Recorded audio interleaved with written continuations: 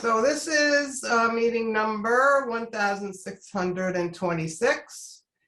And we have called to order. We have all of our members. I guess we should go through and take attendance.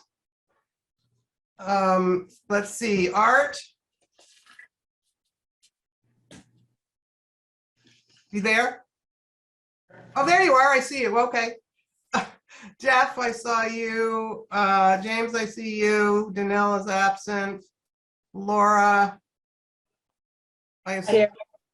Dennis. He's here. Say it, He's you say here. it out loud. She's not looking and reading your name. Oh, I'm here. Bonnie. She's there. Okay.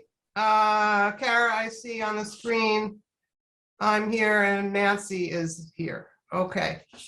I will take a motion for the approval of the minutes to the school committee meeting number 1624 of March 3rd. So moved. Second. Thank you, Jeff, and thank you, Laura. Are there any changes that need to be made? I have one, which is item 15B. And I know it's very confusing. It was the meeting that we had for the public was characterized as a regional roundtable meeting, but it was actually a superintendent conversation or a community conversation, whichever you prefer. But I don't want people to be confused about what it was. Yeah, that would be the community conversation. Yeah, okay, so I would request we take out regional roundtable and substitute community conversation. That's under 15? 15B. 15B. Yeah, that was in the discussion with the community relations and outreach. And that's where the motion came up to go ahead with our session with the public. Are you ready to vote? Would assume. So Art. No, I can't hear people if they're saying anything. Okay, well, go ahead, yell it louder. Yes. Thank you. Jeff. Yes. I don't want to make a comedy out of this, but Jim. Yes. Laura.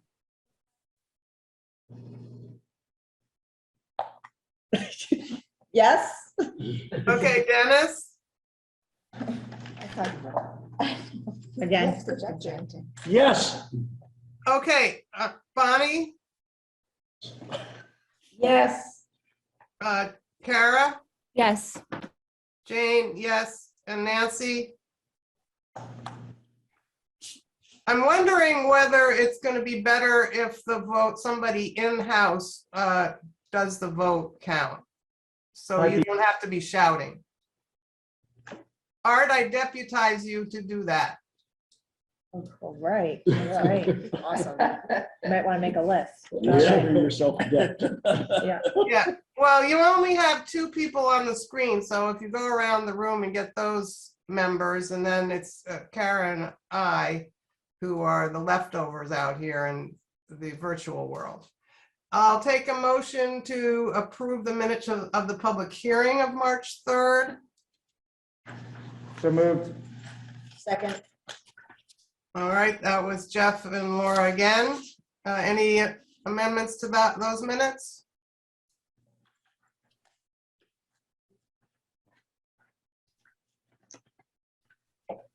I don't hear any, so I'm going to have Art take a roll call vote, please. Nancy? Dennis? Yes. Jim? Yes. Arthur, yes. Jeff? Yes. Bonnie? Yes. Laura? Yes. Jane? Yes. And Kara. Kara? Yes. All right, well, that was much more efficient. On we go. We're on item C, approval of the minutes of the school committee meeting number 1625 on March 10th. Any changes? Oh, let's have a motion. Move to, Second. move to approve the minutes on March 10th, 2022. And we have a second from Art, I guess. And I'm wondering if you want any changes to this. Nope. Get his goal. Okay, go ahead, Art. Nancy, Yes. Dennis, Yes. Jim, Yes. Arthur, yes. Jeff, Yes. Bonnie, Yes. Lori, Yes. Jane, Yep. Yes, for me. All right, we have approved the minutes. Item D is enrollment, which thank you very much for producing those. Does anyone have any questions for Beth about enrollment? Well, it's exactly the same number as last month, so excellent news. Yeah, all right. I like it being boring. The next item is miscellaneous correspondence, and we do not have any. So do we have a student representative tonight?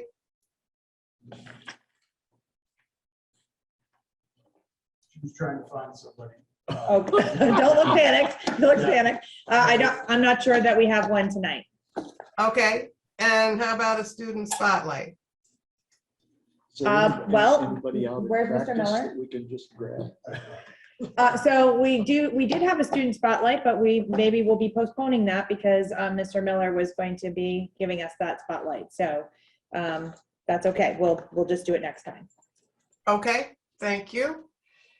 And we're on item 6 for public comment about any of the items that we have on the agenda. And I see we have some public who kindly come to attend the meeting. So raise your hand if you have something that you wanted to say. And forgive me if your comment is not relevant to the agenda, I'm going to cut you off. And it may seem I'm kind of nasty, but that's just our procedure. Can you say who you are? Oh, you're muted? Yep, she's muted. yep. Tap to speak. Okay, there I am. Can you hear me now? Yes, we can. Hi, I'm Juliet. I'm Odin's mom. Oh, How you doing? okay, good. Yes, so I was just here to talk about Italy and Florida and the travel program, when and if that comes up for this meeting. No, I think you say it now. It's a very Oh, awkward. I think it's a situation. wonderful idea. I think it's important our children travel. We have been very myopic recently, and it would be wonderful to get out and see the world and have some experiences. And I know it's only for next year, so hopefully things can only improve by then. So I just wanted to say how important I think it is that this is being brought before the committee. Thank you for taking the time to bring that opinion to us. We appreciate it. Absolutely, absolutely. Anyone else? Can you identify yourself? Carrie Bella, I just reiterating that again, supporting of the travel program that, we don't know what's going to happen in a year where we'll be with COVID, the state of the world, but it's time to make plans and, let the kids travel again and look forward to things like that. So just putting in 2 cents in as a parent. And again, I want to say it's very helpful for us to hear from parents. And thank you for coming. Thank you. And I guess that I don't see any other names on the screen that are not staff members. So I will go ahead with the business manager's report, and we have warrants and we have budget transfers. So let's get on with that business.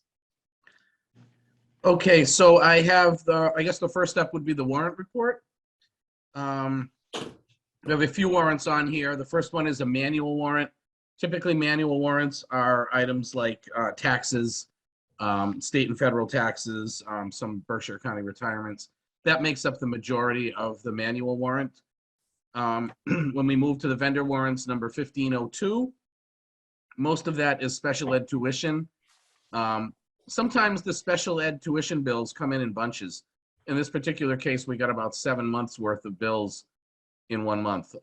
They just hadn't sent them in, and all of a sudden we get 7 of them at once. So that was about $88,000 alone. Then we also had mass teachers retirement was just under $60,000 for that. Again, that made up the majority of that warrant. Number 1503 was essentially transportation. That was about a little more than half of the warrant was just the transportation bill. We also had an oil delivery included in that as well. So that made up the majority of that particular warrant. Number 1504 was basically just paying for referees for the winter sports. And that was the entire warrant was just for that. And then we just had 4 payroll report warrants. Nothing unusual in those. Pretty much the same amount across the board, and it's just your typical biweekly pays. I don't know if anyone has any questions on those. Jeff does. With that tuition expense on the operational expenses chart, we exceeded what was budgeted, and was that because of our tuition expense that's in this warrant? Actually, that's a good question because it's kind of a tricky thing to look at. That tuition expense is actually the school choice out expense. When we do the budget, all we have to go by really is the prior year's number. So that's what we budgeted. And then when we actually get the updated figures from the state much later on in the year, we kind of true it up by adding in the difference. In this particular case, the amount had gone up from where we budgeted. It says tuition, and technically it is school choice tuition, but I do understand it kind of almost sounds like special ed tuition. It's not that. Be clear. Thank you. Just as a point of managing the meeting, if hands are going up, I think once we get into discussion, Beth had offered to call on people because I can't see, I can see you teeny up at the top of my screen. It's minuscule. I'm going to try and see if I can fix that, but I definitely can't recognize anybody. All I see is Beth and Arthur, which is appropriate.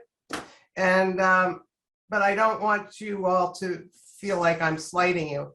I just wanted to mention at this time to thank Dennis Sears for checking the warrants for us. I don't want us to forget that he volunteered to go down and be our representative in that part of the finance of the school. So thank you, Dennis. Jeff has another question. Sure. I move to approve the warrants No, that's not dated April 7th, 2022. And Jim seconded it. All right, so now Art is going to run the vote. Nancy, Yes. Dennis, Yes. Jim, Yes. Art, yes. Jeff, Yes. Bonnie, Yes. Laura, Yes. Jane, Yes. Yes.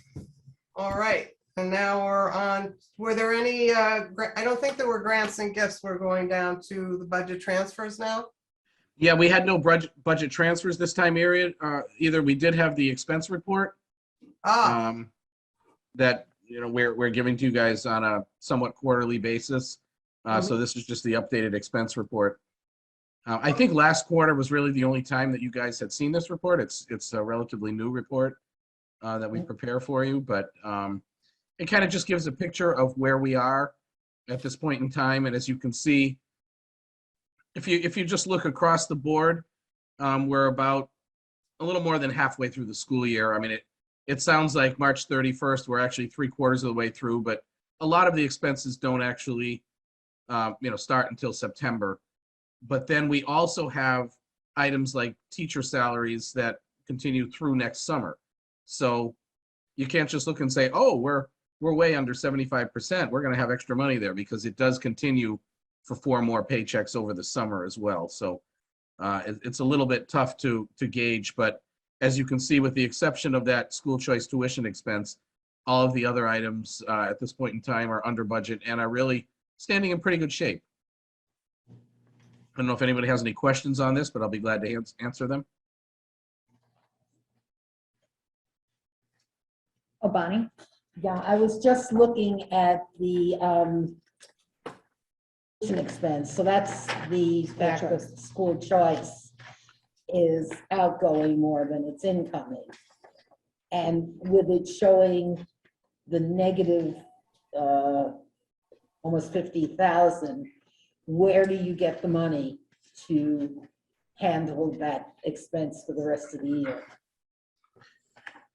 Well, we always have the contingency account that we could hit if, if needed. There's $100,000 in that that's unused. We also, that's part of managing the budget really is, throughout the year, I will give you guys requests for budget transfers. And if we have certain accounts that expenses didn't quite reach what we expected, we move those funds over into the accounts that are in the negative to bring them back up to zero. So it's kind of a continuous process throughout the year just to manage them, but we do have the funds available to take care of that. Thank you.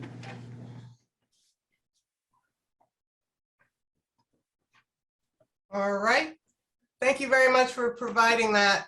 I think it's helpful for us to see how the flow of the money. Okay, thank you. All right, so now we are down to item 8, the business with the district member towns. And this is an update on the latest with the Regional School District Planning Board. Danelle is not here, so it would be Bonnie and I who could contribute to this, and also Beth, because she was there. I'll just say that this was we had the first. I'll call on you, Bonnie, shortly. I'm just going to do an opening statement on this. We have a federal mediation team that is now facilitating 3 conversations among the board members, and it's quite structured. We started out with looking at the various models that have been proposed by the research team. And first we worked through whoever wanted to speak about the value of collaborations as a starting point or an end point. I noticed that Southern Berkshire members were much more enthusiastic about the idea of collaboration. I don't think I heard anyone from the Berkshire Hills group requesting more on that, possibly 1 or 2. And so once we went through all our thoughts about collaboration, we went on to the model where we have a joint high school and in one district, and we have the elementary schools in another district. So that's my thumbnail sketch of what went on. And Bonnie, I'd appreciate if you'd like to add. I will, Laura, you may have other. Oh, Laura, yes, sorry. But the thing that I found that Jane just mentioned, which I think is very critical, is, and I did make a statement to that fact, that I really hope, and I don't know, Beth, maybe you know, whether the federal mediators have been brought up to speed in terms of when they were hearing the perspectives. Do they really know who's who, aside from saying, this is Alford or this is Great Barrington? No, I don't think so. I think that's their first go round, my understanding. The only people they spoke to ahead of time, my understanding was the 2 superintendents and the teacher representatives appointed to the board. They spoke to us ahead of time. And other than that, they were working with the board. That was their time. So for those of you who weren't there, I actually think it was quite good that we brought in this federal mediation group, because it really enabled everybody to speak. They have a process. We are looking at the 3 different models, and the different permutations of each of those models. And everyone was asked to determine, did they want to discuss the model? And initially, two of our town's representatives were saying, I'll abstain, I don't want to vote on this. So they had to make it clear that we weren't voting. It's, did we want to discuss the option? And I think what was very critical, and I don't know if you heard it differently, is that most of us from Southern Berkshire, whether it were faculty representatives or one of the three from each of the towns appointed, were clearly much more attuned to formal collaborations. And the big thing that I kept on hearing was, oh, it didn't work in 1974. It didn't work at the, but we were in a whole different world, even at the beginning of 2000. So I brought up the whole idea, well, things, you know, if there's ever going to be a new high school, it's at least, you know, 7-8 years out, according to Jake. There isn't a reason not to formalize collaborative efforts into some type of an agreement. And Jake did bring up that one of the things he had asked at the end of the report, which a number of us over the years have spoken to our counterparts, is if we could get an agreed upon calendar and bell schedule. It That would, was like, Yeah, when you said that, I was just like, whoa. Yeah. yeah, Yeah, I that was mean, my- and I can tell you, even before I was on the school committee, working with the collaborative on something and working in my New York City job, working on a financial literacy program, I said, why can't we have a bill schedule that would allow a common period for, this is before Zoom was invented and everything. So I came away, this is now editorializing, that if you knew the players in the room, you could see there was an incredible difference between the participants of Southern Berkshire and the participants of Berkshire Hills, including the view on how important educational goals were as opposed to financial goals. That's me editorializing on what I heard. What we then went through just the polling part of what will be the second round, which is one high school and the one high school being in Great Barrington. And the majority of those polled said they were not interested in discussing this option. However, the agreement with the federal mediators was if anyone expressed an opinion that they wanted to discuss that option, it would be discussed. So there were several people who did want to speak to that. I would say a great majority of Southern Berkshire said they were not interested in neither or neither of the two options posted for that second iteration, which is a new high school in Great Barrington. With the second, with the potential for a second and a third separate district for lower schools. Yeah, and Right. most people didn't want We should that. just- we I should- think it's yeah. like, just- Well, So it's- that's, we yeah, I should mean, I go just through wanna make chair that though, distinction. but we have to, Okay, so I don't know, Laura, if you had other, No, that's very in detail. so Nancy's hand went up next, Jane, and then Dennis's hand. Okay, Nancy, you're up. So is this the meeting that was open to the public?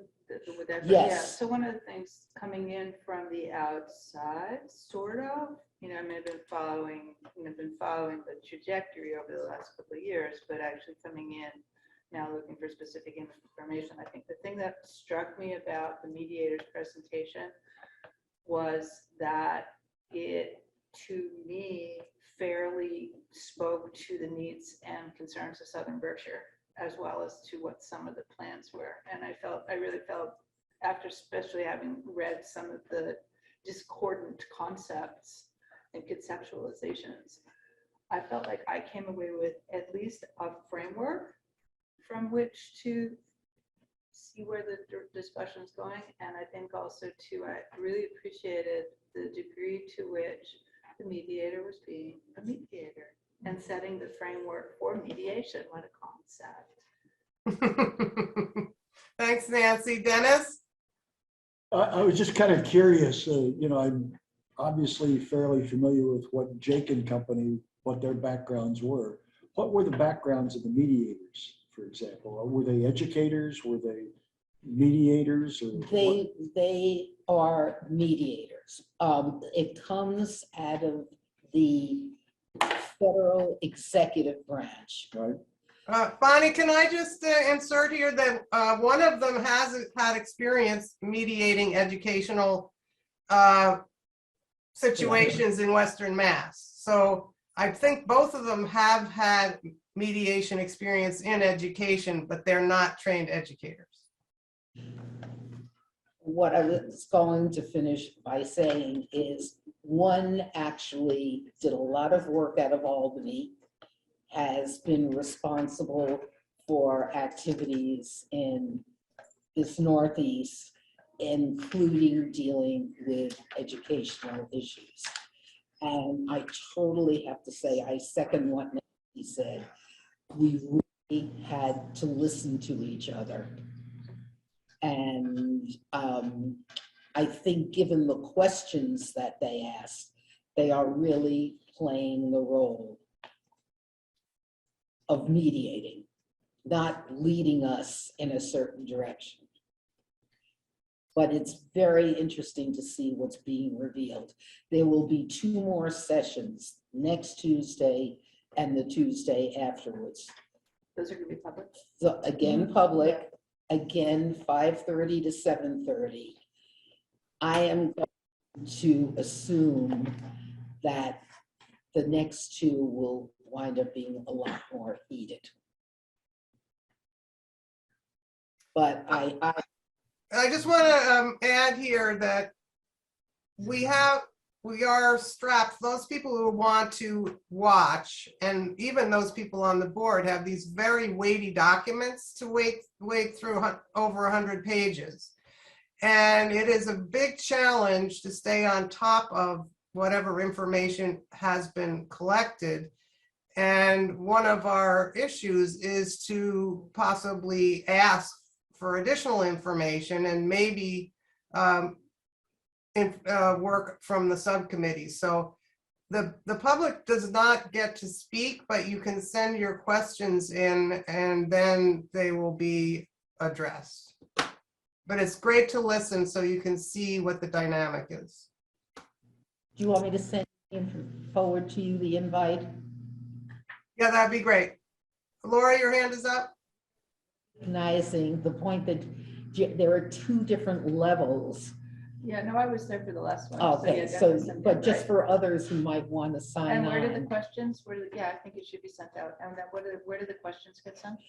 The 8 easiest way is to go to 8towns.org Gotcha. website, and you will be able to submit questions there. And Jake did say he's only gotten about a dozen questions, but they're very good. The website looks great. Yeah. Yes. I think the website's very nicely done. And it's very user friendly. Yes, I agree. But for those of you who haven't done it before, people are admitted on 2 different levels.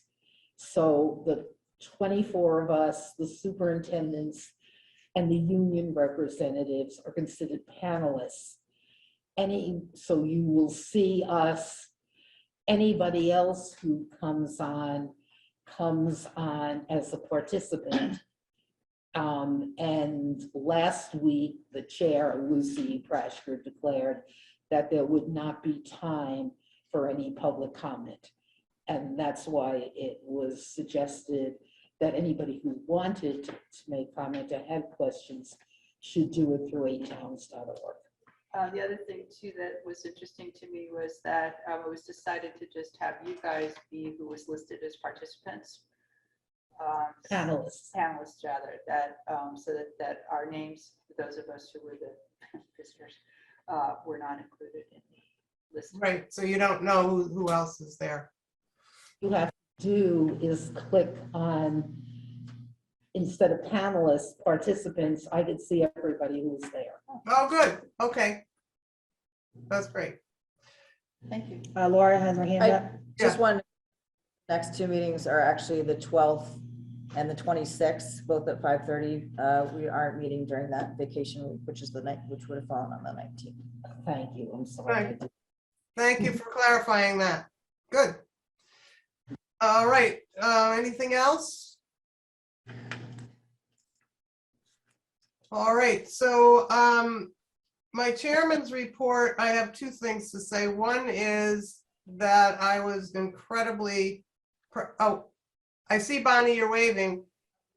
Waving. I know there are 170 something pages.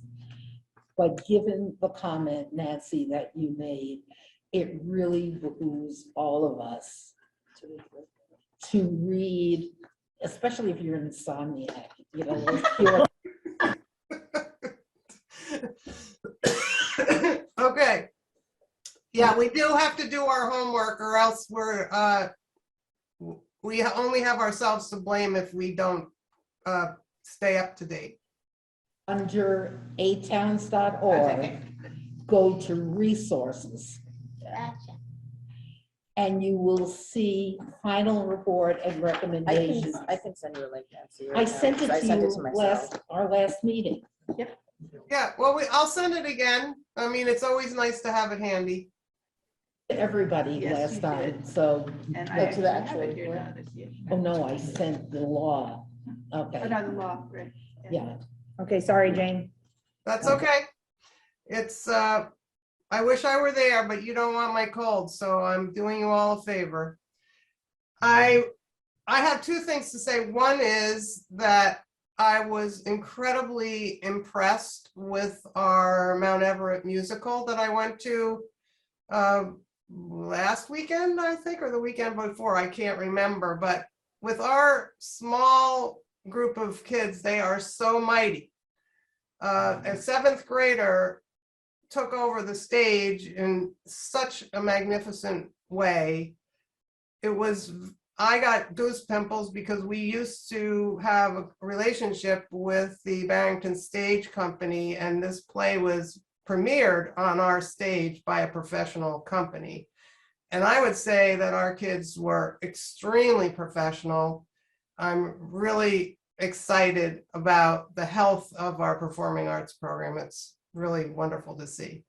And don't miss these plays if you can help it, because they really make you know why you're doing the work you're doing on the school committee. The other thing I want to just clarify with you, I received a request for us to review our anti-racist, anti-bias action plan and our strategy for making progress. And I couldn't put it on this agenda because, as you can see, it's already packed. So I wanted to get a sense from the committee whether you would like to have this on a regular business meeting, or you would prefer that we schedule an extra workshop meeting. And I know those of us on the planning board who are, and everybody who's trying to listen to planning board meetings, it's a little daunting to add a meeting. So I don't want to do that unless requested. So could we have a short discussion of that?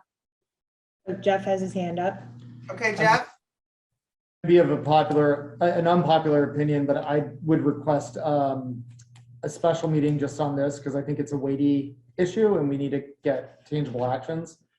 And we have very long agendas in our business meetings, so I just say let's buck it up and do an extra meeting. All Jim right, has- yep, who else? I agree with Jeff. This is an issue that I think we should cut out and sit down and give some time to, and not give it 5 minutes in the general meeting. Bonnie has her hand up. I just want to second and third, Jeff and Jim, given the issue. All right, so what I'm gonna do is look for May possibly as the time to think about it and send out a list of possible dates for extra meeting and see if we can get as many people as possible in on the meeting. And if that doesn't work, I'll go into June. Thank you very much. Okay, so now we get this. We have the pleasure of hearing from Dr. Regubuto in her report. Wonderful. So I didn't send it ahead of time because I thought it was going to say some different things. So, but it's not going to say those things. So I'm going to improvise now and send it tomorrow. But I have a big section about in the news, which is sending in a significant number of links about our new early college designation and our early college program, where it was picked up in the Commissioner's Weekly Update. WAMC did in the Midday Magazine a piece, and then there was an introductory meeting Friday morning for new designees, where we got to meet the other 7 programs that were designated, and now we have some new colleagues to collaborate with. So that session was also recorded. So I put the links to that. So you'll get all of that tomorrow, and it'll go up under my my blog so that people can see this. We then, Provost Weinstein and I had a meeting on, I don't know what day anymore. They all run together, but at the beginning of the week, which they provide some substantial coaching for this program through the state. And we are having our first site visit with one of our 5 or 6 coaches coming out next week on the 12th. So they'll be here, they'll be over at Bard College getting a lay of the land, and are really helpful with a ton of resources, you know, from other programs, scheduling, like boots on the ground type of energy. So we'll be looking forward to that, and you know, willing to chat with staff and really digging in. So we're looking forward to that.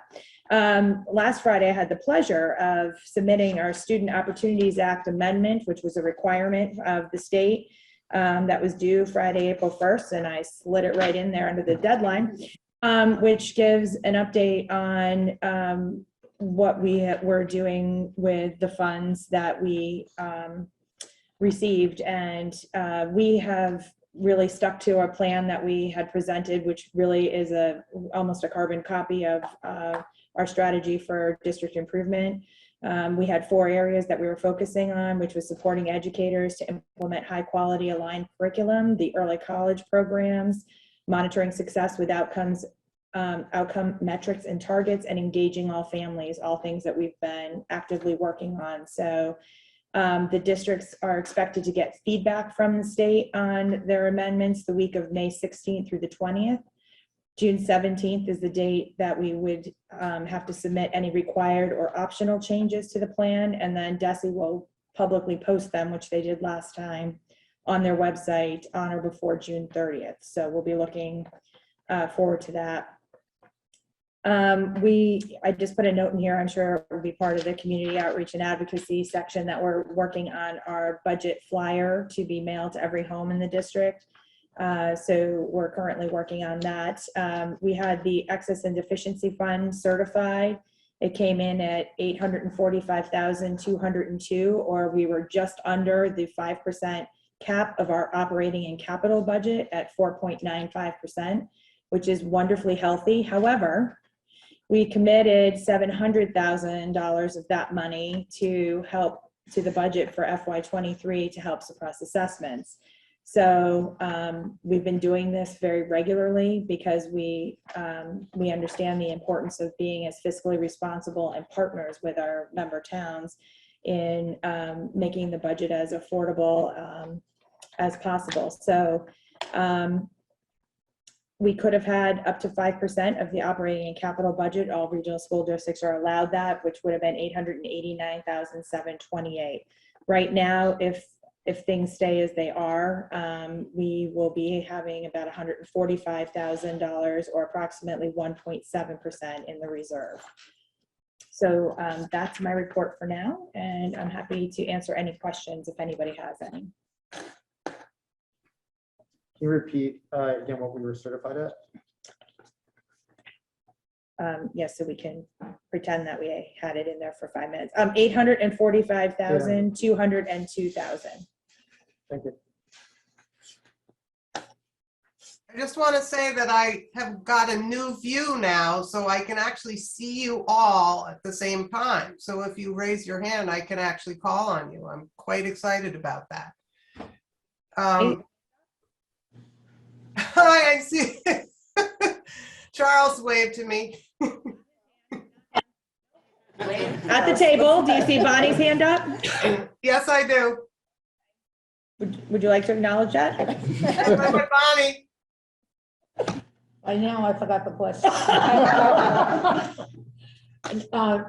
No, the question is, what will the school committee have to do in regard to acceptance or anything else related to the Walter Early College program?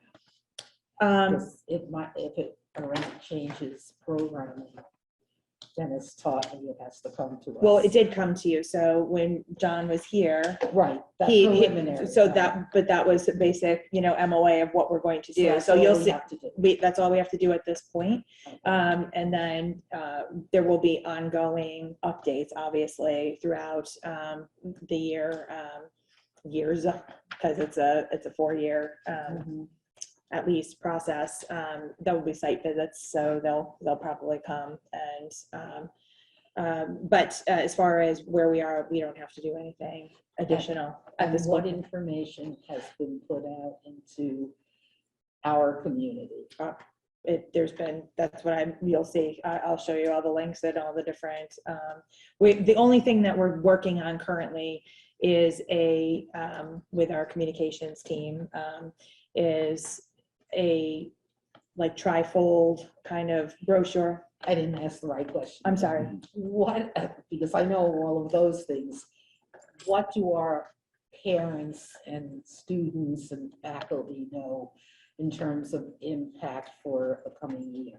Well, that's going to start now, Oh, right? So okay. that's why she's starting to come. It's in the program of studies for tonight. This is the kickoff. So that's what we introduced the other day. What are our next steps? Our next steps it's in the program of studies that we're going to talk to parents, families, faculty in greater depth about that. So we have some things scheduled, but we're putting together, that next phase now. Thank you for your report. I'm looking, is that a hand on Dennis? It is. I just had a question for Beth on the whole BARD thing. Have you been contacted yet by the new person that I think I mentioned to you from Berkshire Regional Planning? I have not. Okay. I have not, but I do anticipate there'll be. Okay, well, I'll maybe push her a little harder. Okay, that's fine. Yeah, that's great. I just wanted to see. Yeah, not yet. That I'm aware of. I don't think I see any more hands. Am I correct in that? All right. So now we are going to the Curriculum and Professional Development Coordinators report, and she has some things in the packet for you. So I'm eager to hear the report. So Jane suggested that I share with you some of our benchmark data. So MCAS is one data point that we have, but it's one snapshot a year and we get the information too late for it to impact instruction. So we have purchased 2 different benchmarks. One is FastBridge, which the FastBridge data is this one. And so we purchased FastBridge a few years ago. It's an assessment that can be given 3 times a year to all of our students, pre-K through 12. There's one assessment for ELA, there's another assessment for math, and there is an SEL, social emotional learning assessment. So we give those 3 times a year. The importance of this assessment is that it can help us see progress over years, that we have consistent data, no matter what the grade level is, that we're comparing apples to apples. And it does give us information so that we can change instruction in the moment instead of, waiting to see how kids do at the end of the year. So I just wanted to give you one example chart, and this is for the ELA benchmark. And it is, we did it at the very beginning of the year, and then we did it in the winter, right around Christmas break. And so you can see the color coding is on the bottom. And actually this copy is not great, but there is a faded box up here. Oh, yeah, you really can't tell. Yeah, sorry, I didn't see the copies before they were put in your packets, but it's really not a good copy. So it's supposed to be like a light purple that's above that. And so that is, the students who are meeting the standards, that they're proficient in the standards at that point in the year. And then you have the darker purple, which are kids that are still progressing on grade level. And then you have the kids below the line who the lighter red is kids that are at some risk, and then the dark red are the kids that are at high risk. But what you can see is that we did have growth from the beginning of the year to the middle of the year. And this is a district-wide lens. We can get it by grade level, we can do it by student, but I'm just showing you the higher level. Yes, Jeff? So this is like a composite number of both of all ELA, math, and No, this SEL? is just ELA that you're looking at. Just here. ELA. And a follow-up question I have is there a way in this software, like this assessment and the analytics, to correlate academic achievement with social emotional learning? Like, are we able to identify patterns, or if there's deficiencies, does it affect other things, or is there any way to glean that type of? Well, when you look at all the different levels of data, you can glean yourself. They don't put it together for you, but there is a direct correlation between social emotional wellness and one's ability to access curriculum. There's all manner of research to show that. Maybe if I could maybe restate, like, but I'm actually specifically, can we correlate the data? Like, is there statistical analysis being done on, because we have a statistically significant sample size where we can actually extrapolate like data out there. I'm just That's what wondering they're if this just is- starting to look at, right? Yeah. So we're just collecting it, right? So we're only in our these are our first 2 of the year, right? So yes, we will then take the data, sit in data teams and make correlations between what we're seeing as far as how they're doing in reading, math, and where they are social emotionally, and then figure out how we best support them in a variety of different manners. Yeah, so this is This is student body wide, right? This is not Yes, just for broken the out by ELA, grade or- right? right. This is the entire district, K through 12. And again, are there other ways to analyze the data? Can you do it by grade? I can do it by grade, I can do it by student, I can do it by Point building, I can, yeah, But this is a measurement of the entire student body. correct. And we'll see a third one, it looks like in the spring, right? You will. Right. That's pretty good growth. in a Right. In a very short period of time. Yes, It's ELA, English Language Assessment? English language arts, Arts, okay, thank you. sorry. No. So then the other assessment is this one, which is R.S.D is the math program that we purchased in the fall. And this is the benchmark that comes with that curriculum. So this benchmark is only given for our K through 8th. This does not go district-wide. And this data mid-year, I got very excited about. And I like that it's real easy for you to see here. So clearly green is good, yellow is okay, red is bad, right? And the top line is showing where our students were. And again, it's all the students. I haven't broken it down by grade level, though we have done that. But you can see that at the beginning of the year, our green was substantially smaller than it was in the winter. And you can see that it was substantially larger in red at the beginning of the year. So this data is multi-purpose for us. First of all, it lets us know how this new program is supporting our students' learning. It also is showing us specifically when they dig into it at the building level and the classroom level, it tells them what students need in the moment, and we can actually create intervention groups based around that.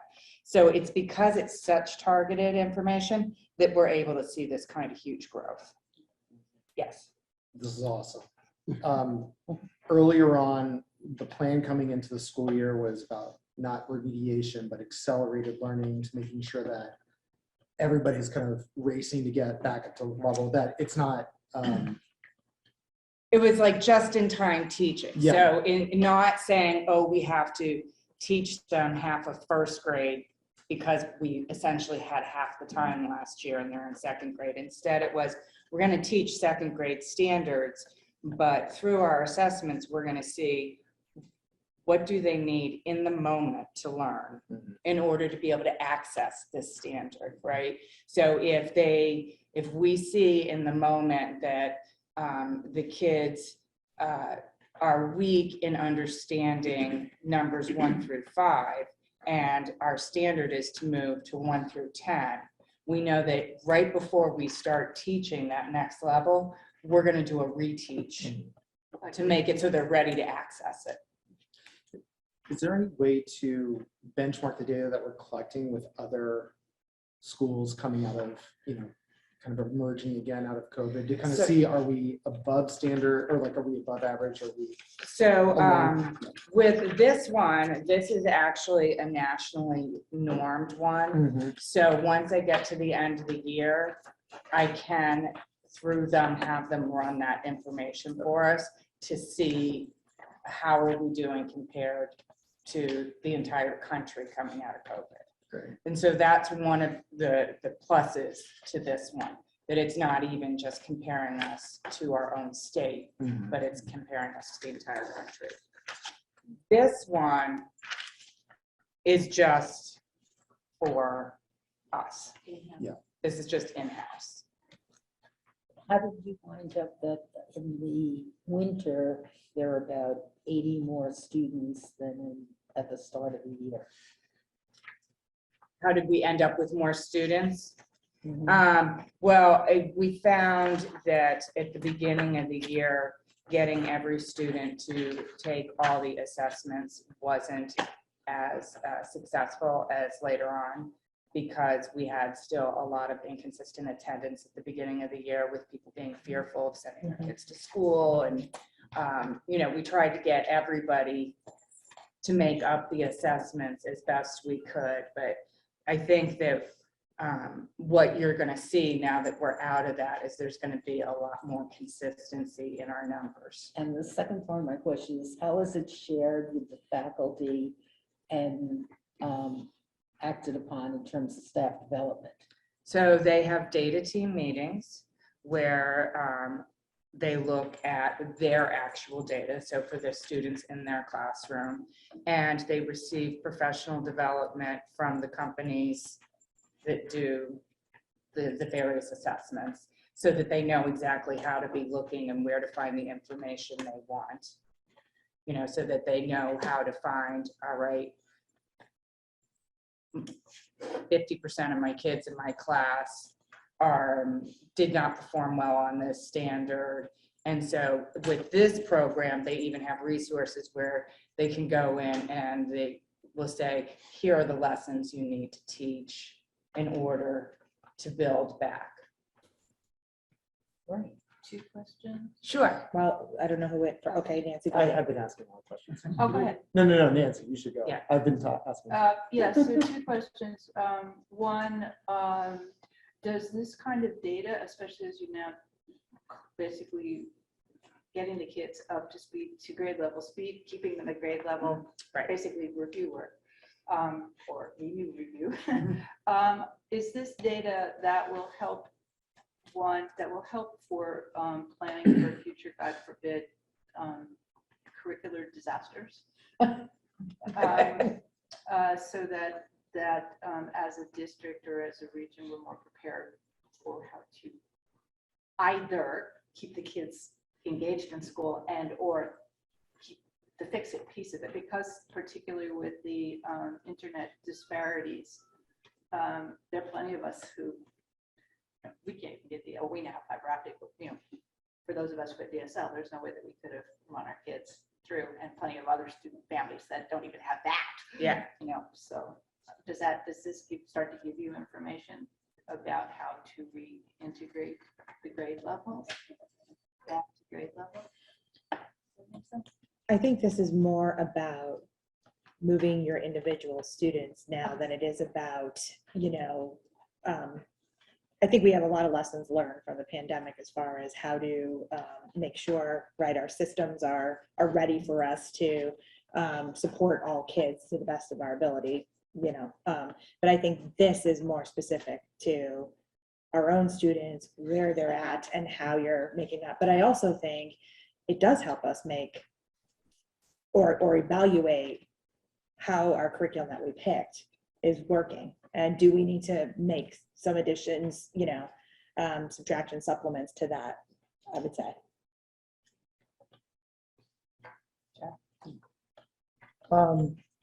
Just like in the early assessments, have we found, like with the data, you're looking at the students, but I mean, I'm assuming, can you pool by like grade or like level? Are we identifying hot areas? Like, are there certain classrooms that we should be prioritizing professional development if we're seeing like a bigger struggle, and peer mentoring of like maybe areas with teachers that are doing really well? Is that all part of your? All a part of it, absolutely.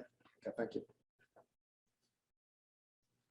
Yes, I'm really enjoying this conversation. And when I first saw this, I thought that we all need to be able to be literate in this effort to get data and track kids. So, Julie's very open to questions. I find when I write to her, I get an answer right away. So as we go forward in this, if you need more information, please contact her. And I see Art's hand up. Do you have any data for the high school? Are we moving this to the high school, or the plan? So to move the this to high school data that I have is the fast bridge data. So this goes through 12th grade. This This example one. just was. But this one Is only 8th grade. through 8th grade, right? Are we gonna extend that math into the high school? So our high school has a math curriculum that is different from this program. And they just purchased it 2 years ago, I want to say, like right before I got here. And it is a high quality curriculum as stated by the Ed Reports that does the real deep thing. They do have a data component that they, from what I have discovered, were not trained in. So we're going to work on getting them trained in that, so they will have that data. But at this point, we don't have any plan to change the curriculum that they're using because they just bought it and it is highly rated. But how does this math correlate with that math when they go from 8th grade to 9th grade?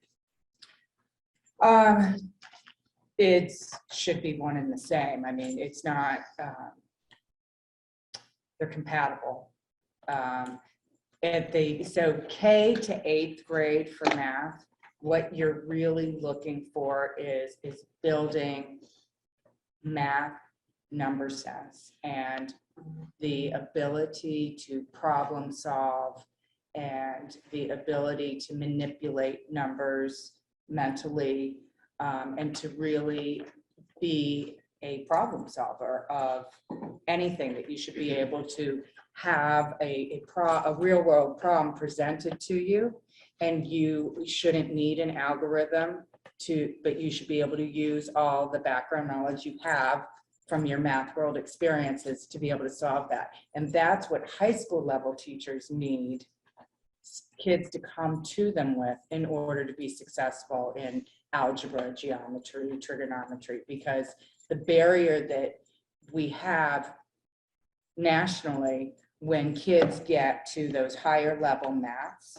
if they have only been taught rote memorization or algorithms in isolation, they tank when they get to high school because they haven't learned that resistance and determination and problem solving ability. And now they've gotten to these levels where it's not good enough to just memorize an algorithm.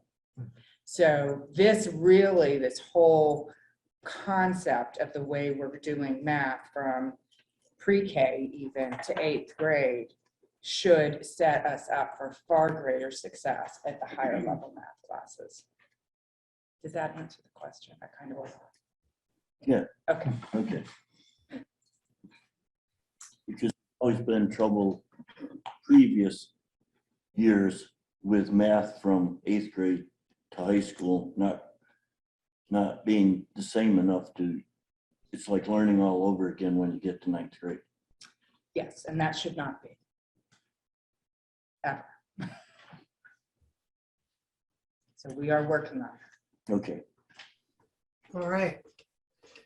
I think Julie had some other things in her report that you can read, but unless Julie is satisfied with this conversation, I'd move on to the next item. Julie, did you want to bring up the other issues? No, but absolutely. Anybody ever want to talk data or curriculum? I get it. Okay. That's great. So I'm going on to item 12, Director of Student Services, and Sandy Hubbard. Good evening. Report from Student Services tonight. I'm going to try to keep it brief. I'm looking at my colleagues around here and I know it's been a long day. Just an update, we did our pool testing this week. We did have one positive pool, one person tested positive. That was the first time in 2 weeks that we had a positive case. So it's important for you to know all of that. We continue to do the at-home antigen testing, which we'll keep doing probably for the remainder of the school year. I put in some information regarding the pre-kindergarten and kindergarten registration. I thought it was important for you all to know that we have currently 50 registrants for pre-kindergarten, and we do know that we'll have some children that will be on a list for us from Early Intervention Pediatric Development Center. So here we are, it's April, and this is where we're at. So we're really taking a look at this information, making sure we have all of the components of the registration packets and making some determinations about what our next steps are going to be as far as recommendations for programming for our early childhood. So that's really great news. I think it speaks to the expansion of the program that you have all so graciously supported. And if you ever get a chance to see our littlest people in their classrooms, it's truly wonderful to see them having these social opportunities and getting the supports they need for early literacy, fine and gross motor development, and most importantly, social interactions with their peers, with our fabulous teaching staff. talk to you a little bit about the fact that we received this wonderful mental health supports and mental health grant. And we have conducted a screening a couple of weeks ago on our middle school students, and it's called the Screen for Child Anxiety Related Disorders. We felt that that would really help us to pinpoint how our students are feeling regarding their anxiety regarding school, home, world, etc. So we did conduct those screenings. We are starting to score them. We have a mental health data team that we formed, and it includes our school adjustment counselors, some consultants that work with us, our school psychologist, myself, and we're looking at this information, going through and scoring, and we're finding some areas that we really need to address. And already we're discussing options and things that we could put into place to further address the mental health needs of our students. So that's going to take the form of therapeutic groups for certain identified students, or maybe more individualized or small group counseling, or maybe even more broadly, something in the classroom as far as the social emotional curriculum and support. So it's been very, I don't know if you want to say eye-opening. I think we expected some of this, but I think the impact is really just greater than many of us might even really know. So that's really important for you to have in your minds, and I will provide more detail regarding that. We will be conducting the screening with our students in grades 9 through 12 too. Just so you know, there was a plan regarding doing those screenings. We informed parents. We had teams of 2 go into social studies classrooms for either the first 15 minutes or the last 15 minutes. The students were guided by our mental health professionals on what we were doing and why we were doing it. And they all found that the students really took it seriously, and they felt we're giving, accurate, true responses. So I think that's important for us to take into account and then formulate a response. So wanted you to have that. And additionally, I put this in my packet, the warm line. Sandy Hubbard's been talking about the warm line for a long time. But relentless. Chris and I had to really work out the phone line, and boy, oh boy. But anyway, here's the flyers. Fabulous.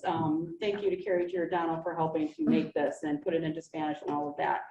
Our goal right as this very moment, and I'm going to say strongly, I feel positive that this is going to happen, tentatively. April 25th is when we'd like to go live with this. We need to, there were a couple of things that we needed to do was make sure that we could get the messages to people. That was something Chris and I were again working on. Who are, yesterday, whoever is manning the line obviously needs to get the messages or the phone calls, right? So we have to forward that.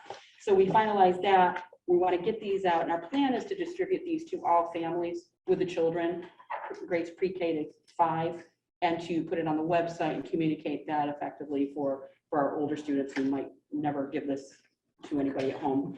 So we wanted to make sure that it was the most, got to as many people as possible. So if you're talking to anybody, the whole goal about this is a mental health professional will be manning this line 2 hours a night, Monday through Thursday, and guiding people to resources that are available. And if there's a particular concern or counseling question, these people are qualified to provide guidance. Yes. Okay, a couple of things. Congratulations on being so persevering in all of this. Have you informed our team that Beth put together of all of the professionals that we dealt with in terms of COVID who were transitioning to mental health? So they're all aware. Are they So I've involved spoken at all? about it briefly. When's our next meeting? I had it in my head it was today, but I had the wrong Oh meeting. gosh, well, I missed it. If it No, was. I So had it in my head it was missed today, so I was all Yes, it prepared to talk about it. But either way, I will send this information. That's what we said, we would send it once we got it to a point where we could. Yes. We have talked about it. Okay, but I'm also talking about all that you're doing with the screening. Yes. Yeah. Because they were so gung-ho Yes. about assisting there. That's number one. Number two, with your help, I'd be happy to submit to the Sheffield Times an article but I would need your guidance, and I'm sure Jaden would do the same thing for her paper. Yep. So, That would be terrific. I also did communicate with our PR folks. We did, they wrote a wonderful, kind of overview of it. I took it upon myself to add a few details, and they're putting that, more than happy to talk about all of that. because nationally, that's all you're hearing is the severity and then I go to the other part, which is how are we helping our teachers, our staff? I'm with you. You knew this was gonna come. I did, we've talked about it. As a matter of fact, we had a presentation some time ago from MCLA, and it's something, I don't know if you read it in the Berkshire Media, but they're piloting a program to support teachers in North Adams. And during that discussion, I was like, this is something that I really feel like would be beneficial to our staff here. So that's the kind of the next phase of where we're going. And I do want to say the phone line's open to anybody too, and it's very confidential, and you've got qualified people who can respond. So this is open to anybody as well. But I really would like our staff, I agree, to know, the support. Yes, I'm with we're you. ready to give. Good. 100%. Yes. What was the date that you hope that this will go live? April 25th, so that would be right after the April break. Jen? So, I was walking in the door with Cindy and said that most recent stuff we've got from National Association of School Psychologists indicated 26%, I think 26, in the 20s% increase in diagnosed anxiety disorders. This is a wonderful thing that we're doing. It's incredibly important for us to address this right now. Yeah. And I'm glad we're able to maybe move a little bit off of our focus on COVID to an extent and focus on mental health, because that's where it's at right now.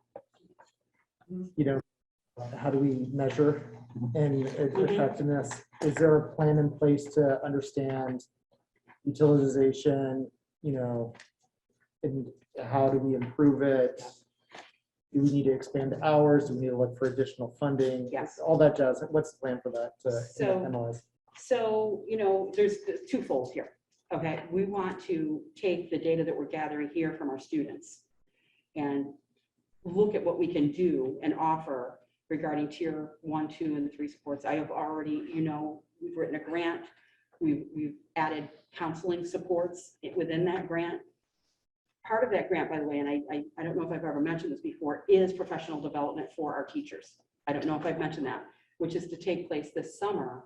And while they can be a one-off, like you can go to one, you don't have to go to the whole series. It's going to be offered over the course of a week during the summer. You could go for one day, but each day there's going to be a component of self-care, like focusing on yourself.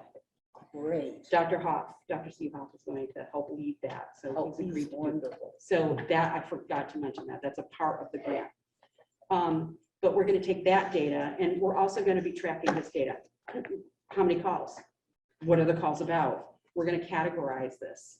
So we have plans to meet next Thursday again with the mental health team, go over the data that we've gathered with the middle school students, and then talk more about the rollout. We've already got our plan. We're developed a script. We've got a list of resources that we are able to offer. And I'm talking about like housing insecurity, food insecurity. We want to have a range available. But then to really focus on the folks when they're each taking a night. We talked about doing this during the summer. We decided we're not going away in June. We're going to continue through the summer. It might be altered hours a little bit, but then we're going to track the calls we get, the types of calls we get, the types of responses we provide, and then come back together. What do we need to do? That's the goal. I've already reached out. This grant could be multi-year. I have to respond with data, right, with all of this. So my hope is that we can continue and grow this. Thank you so much. You're welcome. Thank you. All right, I don't see any more hands up. So thank you, Sandy, very much for all the hard work you and your team are doing. And we are going on to our new business. And are we hoping to approve this Italy trip tonight, or are we just having an information session? It's here for, I mean, I think approval is what it's here for. Okay, so I will take a motion to approve the summer 2023 Italy trip. Excitedly move to approve the summer of 23 trip to Italy and thank those Second. individuals. Okay, we have a second. Now we can have, I mean, we could just go ahead to a vote, but I think we have Carrie here willing to take us through the plan for the trip. That's known as Stephanie. Stephanie is here. Oh, Stephanie's here, sorry. I lost her on my screen. There she is, okay, How are you? good. Yes. Well, not that thank good, you. but obviously. Yeah, sorry. Yep, we are here to seek approval for the trip to Italy, and thank you for just bringing it out into the forefront there for the vote. I'll just briefly talk about it. It is an 11-day trip. We will visit Florence, Verona, Venice, Assisi, Rome, Sorrento, and Pompeii.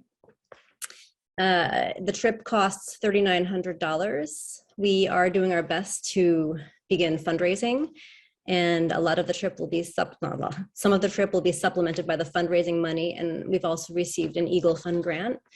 And there's further funding for a Janet Fund grant for students who maybe don't realize they could afford it. So we're really excited about that opportunity too. The other component about this trip, which Victoria and I are so excited about, is the possibility of creating an advisory period for the group travelers. This would include maybe once or twice a week of us immersing the group in talking about the actual trip and some of the things that they're going to see, including teaching them a little bit of the Italian language, talking about art, history, culture, everything.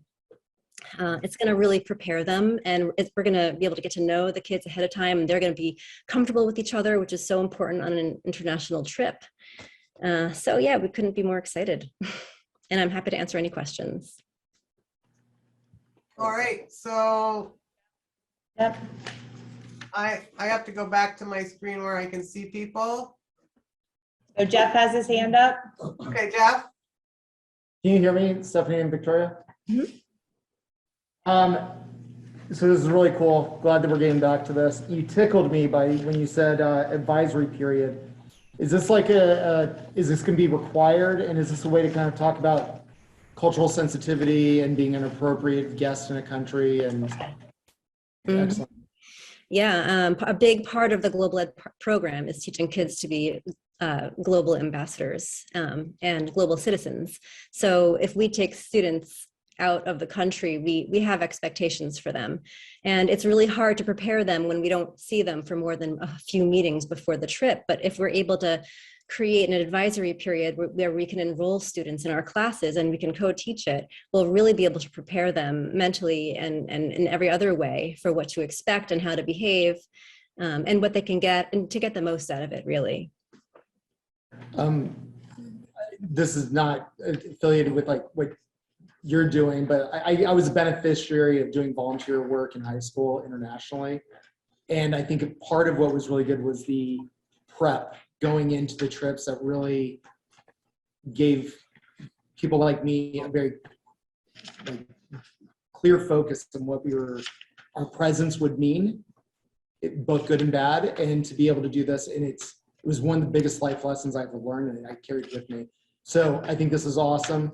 If you guys have questions on my experience, I'm more than willing to tell you about it, and the organization still exists. Where did you go, and what was your organization? It was called Amigos de las Americas. It's over 50 years old, and it was throughout the Americas. It was my first job out of college, and I volunteered with them a lot. So. That's so cool. Yeah, actually service learning and community service, that's a component of the Global Ed program in general. If anyone takes the Global Ed pathway, that's one of the requirements in it. And, one of the bigger picture ideas was to make this part of the international experience as well. We're not quite there yet, but maybe one day. Very cool. I just want to also add, I'm really excited that Victoria is going to be leading the tour with me, because she was actually a participant when I led this same trip, what, like 8 years ago, Victoria, is that right?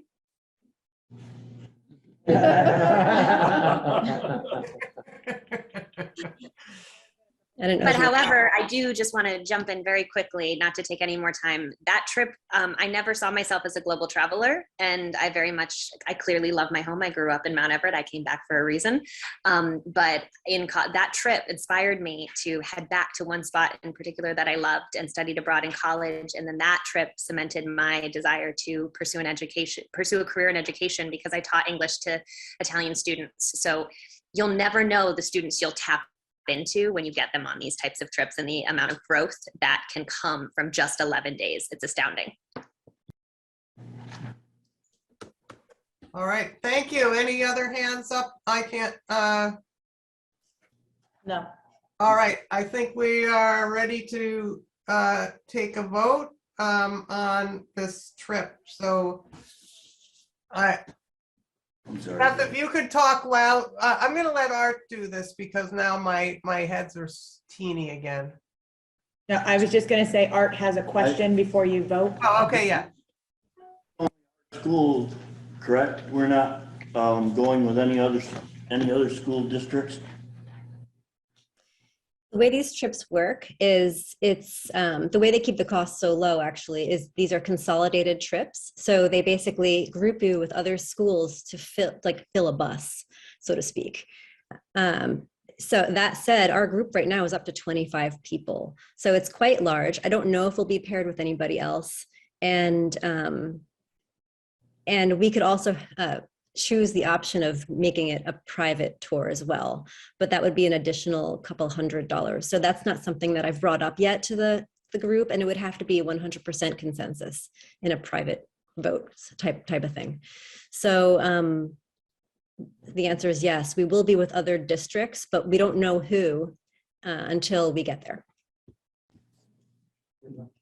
Oh, Jeff is rethinking his idea of asking a question. I'm not rethinking it. He's not rethinking. Is there a code of conduct that the kids have to apply through the program itself? Like, are the rules that? Yes. Yeah, we're going with the company Explorica, and they have an explicit code of conduct that they have to obey, follow these rules. And then there are consequences if they don't. In addition to that, one of the things that we're talking about amongst ourselves and probably within advisory is code of conduct leading up to the trip, because if there are behaviors that we find to be problematic and a risk to the success of the trip, that's something that I want to address ahead of time so students understand the results of their behaviors. It might disqualify from the trip. And the one good thing about the cost is the insurance is built into that, and it's the best policy that we could have gotten, which includes a full refund no matter what. So thank you. Bonnie's hand is up. Bonnie? A couple of questions there. I know previously, maybe Jesse, you might have to address it. We had in the student handbook very strict guidelines in terms of students and behavior, and that students, one of whom learned the hard way, it doesn't matter what people from other districts or other countries are doing. You're a Mount Everett student. I mean, you will reinforce this. Our code of conduct takes precedence. Correct? Yep. And then my other always favorite question is, you touched on this, what about a student who really can't afford over $3,000? How will you work with the Eagle Fund money, Janet Fund fundraising, so students are able to participate? So we have an Eagle Fund grant ready to go for the participants in the trip, for the students. And then we also have a supplemental offer for the Janet Fund to be used towards the cost of any students that show need. So that is something that Jesse and I began to talk about, and talking about how to figure out how to introduce that to the student body. We're still working out those details, but it'll definitely be offered to everybody.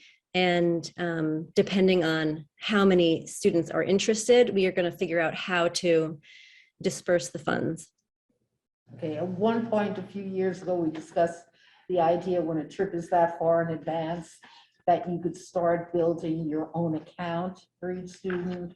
So for a birthday or Christmas or something, you could have money put into your account. Is anything like that being discussed? Yeah, that's a great idea too.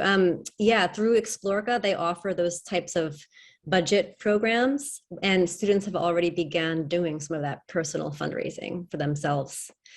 They have a lot of resources for students to raise money and to save money. In addition, we have a lot of ideas for fundraising, and some of it is, you know, like small potatoes, but some of it might be bigger harvest. So we're really trying to make it affordable and lower the cost for everybody. Usual, Stephanie, you've covered bases. Thank you. All right, so now we can vote. Art, can you run the vote for me? Nancy? Dennis? Yes. Jim? Yes. Art, yes. Jeff? Yes. Bonnie? Yes. Laura? Yes. Jane? Yes. Tara? Yes. I keep not hearing you, Art. Sorry. You look so different. No, All right. It seems we've approved the trip. Congratulations to the leaders who are doing such a wonderful job, thoughtful job of putting this together. Thank you. Thank you. All right, and we have a second trip to Thank approve. you. Good night. And for spring of 2023, band and chorus trip. Hold on, I'm my seat. You're welcome. All right, so I'll take a motion to approve the spring 2023 band and chorus trip. Second. Okay. All right, Courtney, you're on. Hey, everybody. It's nice to see some familiar faces, and for anyone that doesn't know me, my name is Courtney English. I've been the instrumental here for 14 years, I believe. Where'd she go? High school trips every 2 years, so this would be my 7th trip, 8th if we hadn't had COVID. And we use this company. I've used this company every time, and they're a great company. The itinerary you got is just the bare bones of what we get right before the trip, with every phone number and every address of everything we get are going. We get this personal cell phone numbers of the travel agents that we can call 24 hours a day. We've never had a problem, and every trip that we've been on have had high remarks from every chaperone and parents going on the trip. So we take these trips. I work with the kids for 8 years. So as long as they don't retire or move, I work with them, and this is something that they look forward to in high school and get to go on a trip twice. And we've been to different places. So our kids who are going to be seniors next year missed their first trip, and so instead of giving them options, I just asked them where they wanted to go, and they said Disney World, which was not surprising. And one thing though that is great about Disney is besides it being an amusement park, is just all the musical things that actually, if you really think about that, happen at Disney. And the other schools that go and perform there, that they'll be able to watch. I actually have a friend who's a composer there, and I was like, this is a perfect opportunity for them to meet and see what it's like behind the scenes. Disney has an imagination workshop, which is normally we go and compete, but this is a different type of educational experience that they would get to have, to actually sit in a Disney studio and learn what it's like to be a studio musician. And they actually get Disney music, and they put on the headsets, and learn what it's like with the click tracks, and they have the movie screens, and they do workshops with composers and things like that. And so kind of get that outside educational experience. It's just such a neat thing. I've done that one other time and it was really memorable. When they get to be seniors, I always do a senior night and they write a memory, and 95% of the time they write, it's these trips that they really remember about all their 8 years experience. It's the camaraderie that they get and the friendships they develop. You know, they're in, you know, a class with 4 different grades of students, which they don't get in too many other classes here at Mount Everett, a few, but the bands and the choruses are really where these guys build these really kind of like huge friendships, you know, outside of sports, which is another place they can build some outside their classes friends. And that really helps them play and sing better as a group. So this is something that we're really looking forward to. We just got a preliminary list, like their due date was, I think, last Thursday, and it usually kind of grows until it's time to buy the plane tickets. So, so we have more than enough chaperones to fill in some more students, and it's a really great trip. And so I appreciate you guys being supportive. And everything that Stephanie and Victoria said, they already signed off on a code of conduct that they have to uphold before they even go on the trip, our own rules. And then we go over all that. I remember one trip when we were on Southwest, the flight attendant got on the speaker and said, I don't know if you guys knew that we had a high school on this train or on this airplane. Usually, you know, when you have a high school on an airplane. So, a high school from Massachusetts, and I bet you didn't know that, and we just want to thank them for being such great, you know, so we make sure that they represent our school well, and we never really have a problem with our students, so we definitely uphold our conduct. Is this during spring break next year? Yes, originally it was going to be, but we try to go, it's leaving on Friday, but I'm giving them a wiggle room of a day or two because airplane tickets are very expensive. So if we need to leave on a Thursday evening just to save $100 or $2, I think that's probably what we'll do. So potentially only losing one day. Yeah, yes. Right now we have a potential for Friday or scheduled for Friday, but open. If it's gonna save $25, it's not a big deal. But if it's gonna save $150 by living on Thursday, I'd rather save the family's money. But yes, most of it will be over April break. And I assume everything that Stephanie said about fundraising and everything else, you're working with the same. Oh, yes. Oh, my gosh. As soon as last fall, I said, you guys want to do pies again? But as soon as I mentioned this, I had to do 2 fundraisers immediately. And we also got the same, it sounds like the same thing. We got not only a full Eco Fund grant, but the additional a Janet Fund grant for any students that were really struggling, so that anybody who wants to go can go. Wonderful. I hope. Right. Are we ready to vote? That's when you guys. Yes. Fundraising. Yes. Thank you, Laura. Take it away, Art. Okay. Yes. Dennis? Yes. Jim? Yes. Art, yes. Jeff? Yes. Bonnie? Yes. Laura? Yes. All right, thank you. Yep, Jane and Kara. Yes. Yes, for me. All right. The music was strictly awesome. Thank you. Strictly. Kids loved it, yeah. Oh, good. I'm glad you enjoyed it. It was fun. It made me laugh. And there was a pretty good guy there spilling out on the floor. Spelling out the floor, The word. Oh, Mr. Barkey. Yes, Mr. Barkey. Yes. Thank you. Barfay. Mr. Barfay. Barfay.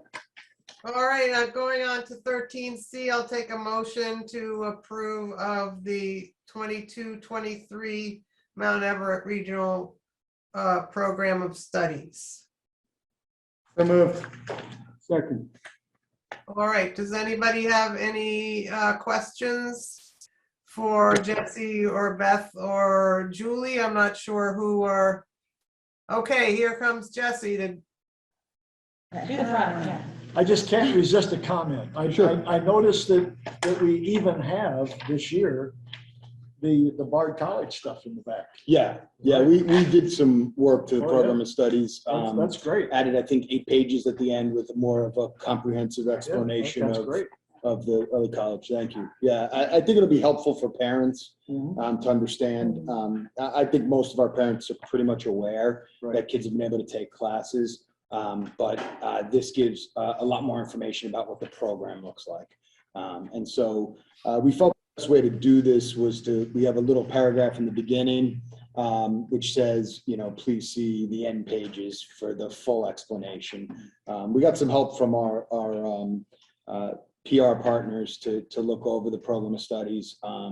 And they created a PDF, which you can click on the table of contents and go directly to certain areas, which we thought would be helpful, as well as at the end of each page, table of contents, so you can go back to the beginning if you want to skip around, which I think will be really helpful. Trying to get it more of a digital document because of the cost of printing. Did Ken Knox participate in this? He participated in the formation of the early college description. We all worked on that part together. Okay. And some of that was obviously part of our grant that we put together. And so, we tried to look at what would be the most important information, which was great. Unfortunately, we moved out of town. All right, well, how about we take a vote to support this program of studies? Art? Nancy? Dennis? Yes. Jim? Yes. Art, yes. Jeff? Yes. Bonnie? Yes. Laura? Yes. Two Kara. more. Kara? Yes. And Jane, yes. All right. Thank you very much for all the hard work on that. Now we're on 13D, the review of the bid results with possible actions. And Beth, I guess you'll be handling that. Chris, do you want to talk, or Jeff, do you want to talk about what we decided in finance? Or do you, Chris, do you want Chris to give a report initially? Yeah, why don't Chris lay out the facts and then we'll do our recommendation. Yeah, is that okay, Chris? Sure, that's fine. So we went out for a second bid. We only got one bid, same as the last time, at the same pricing that the last bid was at. So unfortunately, going for the second bid did not result in really any progress for us. We've been working with the bidder to try to spread out that large cost increase over the 3-year period instead of just all in the first year. And haven't done that yet, but we did present all of the information to the finance subcommittee tonight at 5 o'clock. And I think they have a recommendation to bring to the full committee. So we voted in committee today to recommend that the committee accept the bid that was presented with the contingency that a successful negotiation to redistribute the uplift of the price over the 3 years is allowed. So we need a motion to discussion. So moved. Okay, so that was a tie on the so moved. Okay, I'll do it. I'll take a second. All right, so Dennis followed by Bonnie. There you go. So our deliberation is that it kind of came out of this in our subcommittee meeting was that we're not thrilled with the community partnership in this, but we think that there's a way to try to convince our community partner to work with the district to make it easier on the towns. But we're in a situation where we do need to think about getting a contract in place. Summer school will be starting, and we do need buses for kids at summer school. And it's not optimal, but it's the reality that we face dealing with monopoly. So. All right, any questions? All right, it looks like we could take a vote, and what we're voting on is to accept the bid with the contingency that the higher amount in the first year can be spread into the other years to make it more well, easier to sell to the towns. Okay, so Art, you want to do the vote? Yes. Dennis, Yes. Jim, Yes. Art, abstaining, Jeff, Yes. Bonnie, Reluctantly, yes. Laura, Yes. Kara, Yes. Jane. Yes. And did you get Nancy? Yes, you went first. Yep, she went Okay, first. all right, so good luck on this. Thank you for the hard work and the, you seem to have equanimity about it, so that's good. And now we have a review of the draft 2022-2023 academic calendar. And I'll take a motion to approve the calendar. I wasn't going to have you vote on it tonight. I was just going to talk about it a little bit. All right, fine. Okay. Yep. Little later than usual, but you know, we're in negotiations right now. So, but we wanted families to have the opportunity to get a sense, at least, of what it's going to potentially look like. And also we have, we're in the process of sharing it with the SBREA to get their feedback, which is part of the process that we go through each year. So the feedback's coming in. What you will notice here is the value of professional development for teachers is incredibly important to us, as well as improving student outcomes. So what we're finding is that we just need more time. We need more time to let teachers work together. You know, we've got a lot of new and exciting programs that we're bringing into the district, and we all need time to work on that.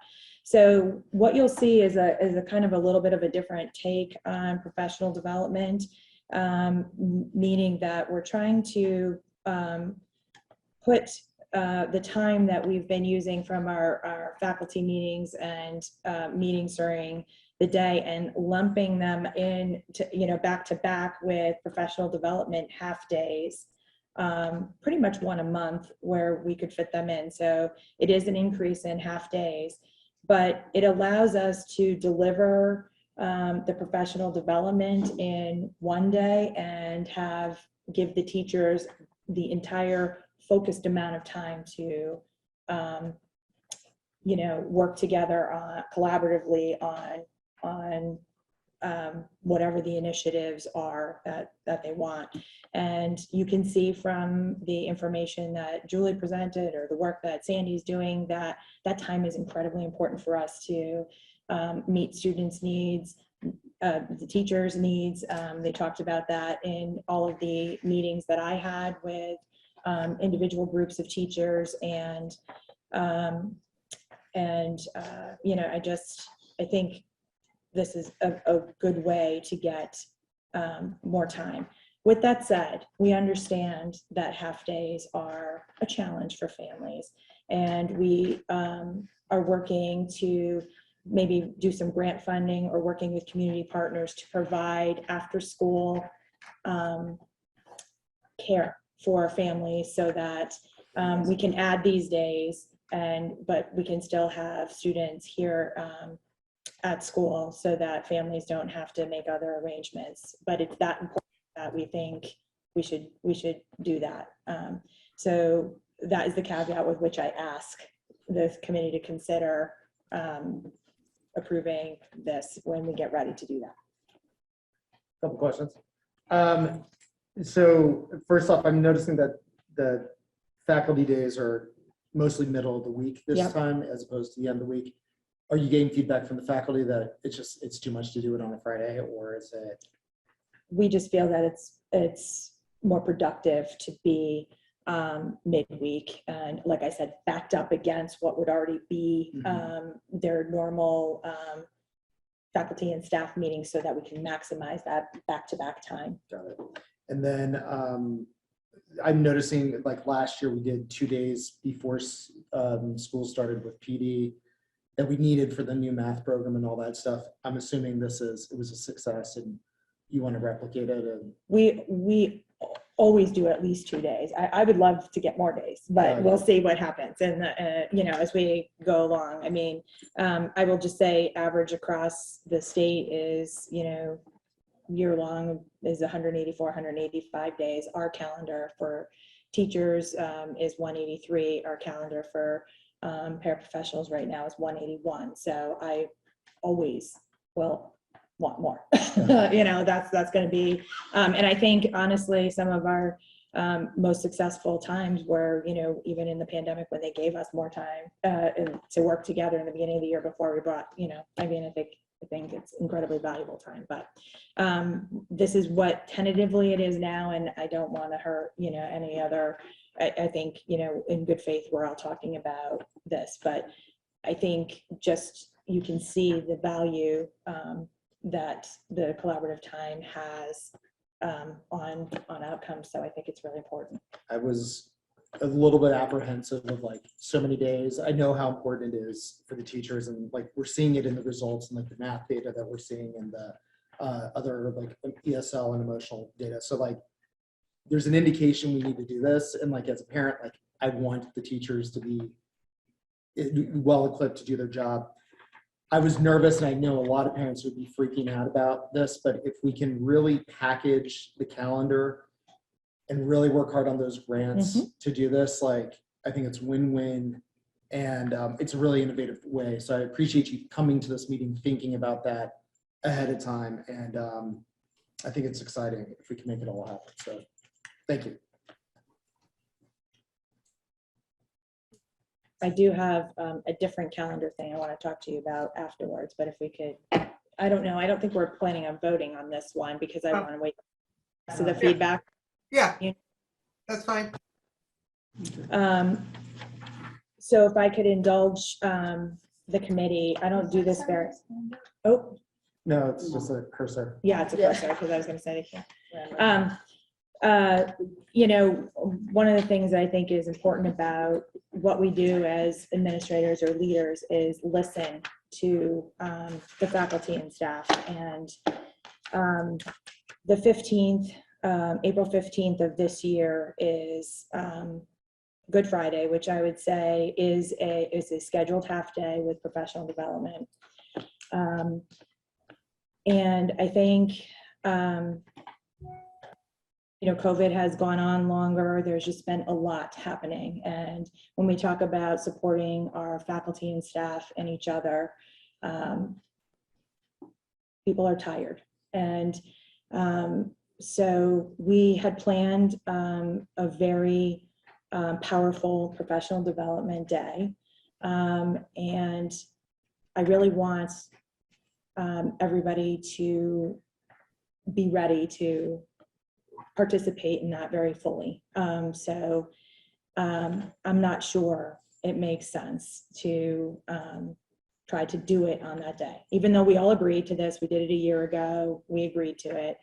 I feel like appropriately we should consider making April 15th a actual half day. So the students would come in the morning. We have some ideas around that day.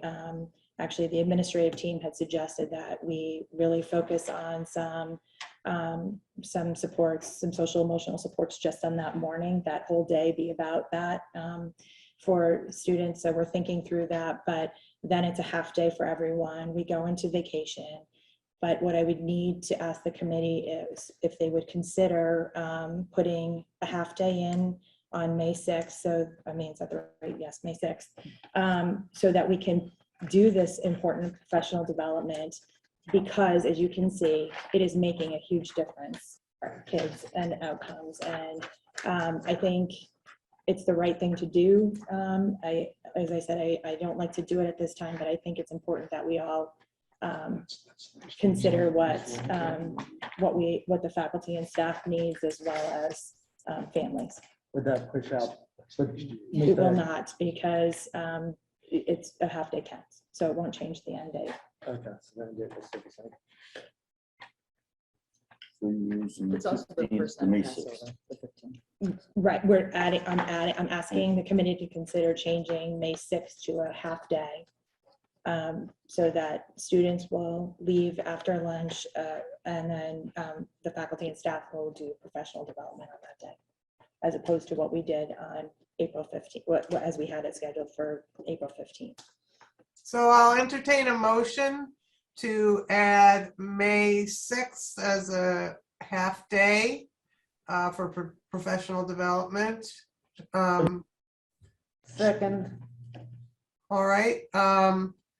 Is there any further discussion, or should we go to the vote?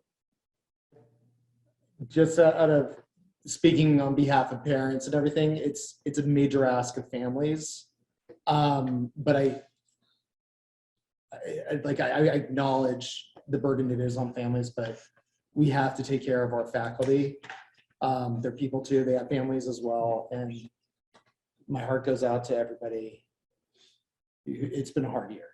It's been a hard 3 years. And it's a little gesture, and it's a sacrifice that we got to make, but I think it's an investment in our resources, being our community. So, all right. Laura, want something? I'm just assuming you guys would start communicating this like Tomorrow. Okay. Which is why I'm saying it today. Awesome. Okay, yeah, just make sure. All right. Art, can you run the vote, please? Yes. Dennis? Yes. Jim? Yes. Art, yes. Jeff? yes. Bonnie? Yes. Laura? Yes. Kara? Yes. Jane? Jane, yes. Okay. Thank you very much. You're welcome, Beth. And now we're going to, we don't have any unfinished business subcommittee reports. I think the finance committee has just reported. Did you want to say anything further, Jeff? We're good. Okay.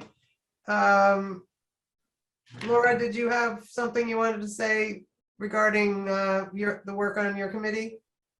We're working on the newsletter and it has to be done by Monday. Pretty No, much. no pressure. Yeah, that's basically it. Thank you. And so Dennis has quite a slew of things for us to do. And last time we did this, we got through fairly quickly. Some of this is first reads, Dennis? These are all first reads. And says we've got two kind of new policies there that we didn't get covered before, BA and BAA, which are also first reads. And then the rest of them are almost the end, with the exception of the next policy meeting is going to do 3 more of these from the bunch that we got last year of the that's all in the finance area. And we've only got 3 more of those to go. And we're going to polish them off next week. I think it's, when's our, I can't remember when the next policy is. It's Tuesday. Tuesday. Thank you, Art. Okay. So all of these are first reads, all the materials in your, in your packet. So basically, these have all been brought forward by the policy subcommittee to be presented now to you tonight as first reads, and then read it, and then we will take a vote on it, in our next full school committee meeting. Thank you, Dennis. And thank you for persevering on going through all these new policies. I have a question, Jane. Yeah. Except for BA and BAA, these are all the ones that came from MASC. Yep. That the committee Yes. reviewed and is now Right. making recommendations. It's just These are all of not them. much up, it's really just updated material. Got it. Okay. Thank you. Because it's just, you can only go through so many. Bonnie, would you like to update the committee on personnel and negotiations? Yes, we continue to be a lot with 2 more meetings this coming week.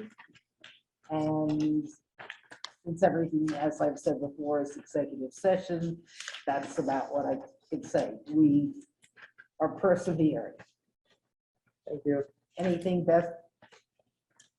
Nope, we're just waiting to hear if we actually have to hold the first one, so this week, so we'll see. All right. Yeah, thank you, Bonnie, for keeping us going on this. It's a lot. And Art, do you have anything for building and grounds? No, No, okay. And Jim, nothing from superintendent evaluation at this point? Executive minutes review is not happening till later. Yeah, we said we'd do that after the budget season. Yeah, yeah. And the curriculum subcommittee, I met with Julie, and all that we discussed, you have heard tonight. So I don't think I need to give a report, but I'm delighted that you all had the same experience that I did in hearing what she had to say. And I don't think the liaisons have been at meetings, so I think we're at the end of our business for tonight. Unbelievable. Well, we do have to close to go into an executive session, so I'll take them. Now, do we close this meeting? Yes, and do we have another? Jeff has a question before you close. Oh, okay. That's like the internal dialogue I have with myself sometimes. No, just about the health committee, is that? Which one? Was it like the ad hoc thing? Not the, oh, no, sorry. I'm confused. No, Mike, sorry, Jane. Okay. All right. Nice catch. Are we getting, just procedurally, are we getting a new link, or how are we going forward? So we'll have everybody exit the meeting, and then we'll keep the two members here. And when the room's cleared, I'll deliver the executive session. Okay, so I'll take a motion to adjourn the public session. I move to enter into executive session. No, we have to. Well, we gotta- To adjourn. First. That was what my motion is. Oh, I thought you had, okay, sorry. Motion to adjourn from the public session. Second. All right, roll call vote, Art? Nancy, Yes. Dennis, Yes. Jim, Yes. Art, yes, Jeff, Yes. Bonnie, Yes. Laura, Yes. Jane, Yes. Kara. Yes.